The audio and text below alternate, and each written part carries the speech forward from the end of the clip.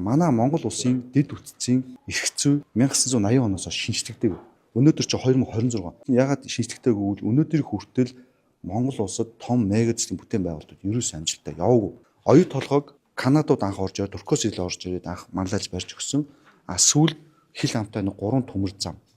Хангих, гашуун сухад, зүүн баянгийн төмөр замыг монголчууд өөрсдөө барьсан. Үүнээс өөр дэд үтцийн томоохон бүтээн байгуулалтууд одоо юу гэх биднүүсийн аав ээжийн үед ерөөсөө буюу сүүлийн 40 жил хийгдээгүй. 1984 онд сүүл ТЭЦ 4-р блокийг ашиглалтанд орсноос хойш Монгол улсад Улаанбаатар хот хоёрын том бүтэц хийх учраас бид нар энэ хууль эрх зүйн ийм байдлаасаа болоод өнөөдөр ингээд нэг хэсэг нь бол нөгөө хэсэг нь болохгүй гэж ингэж хардаг.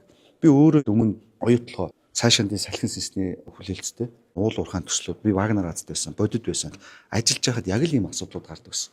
Яг бол нэг том төсөл хэрэгжиж тэнцээ зам байдаг, төмөр зам байдаг, эрчим хүч байдаг, иргэний барилгууд, үйлдвэрлэлийн барилгууд. Тэгэхээр нэг том мега төсөл чинь өөрөө ийм 7-8 хуулийн хэмжээнд хэрэгждэг. Нэг том мега төслийг улсын комиссд өгөхөд эрчим хүчний тухай хуулиар эрчим хүчний комиссд, барилгын тухай хуулиараа иргэний барилгын комиссд, хүнд үйлдвэрлэлийн яамны тухай хуулиараа нүүрс боловсруул гэдэгх нь болохоор тэр хуулиараа. Авт зам нь болохоор замын тухай хуулиар ингэж өгдөг. Тэгэхээр өөрөө нэг том мега төсөл гэж өөрөө бүх дэд үтцийг агуулж байгаа учраас тийм онцлогтой. Тэгээ манай хууль эрх зүйн асуудал. Тэгэхээр өнөөдөр бол байгаль орчны яамнаас бол биднээсийн бомб гэж ярьдаг байгаль орчны менежментийн төлөвлөгөө буюу яг төсөл байнгын ажил эхлэх үед хэрэгжүүлээд явах төлөв баталж өгсөн инженерийн туулын хурдны зам цаашаа үргэлжлэх боломжтой болж байна.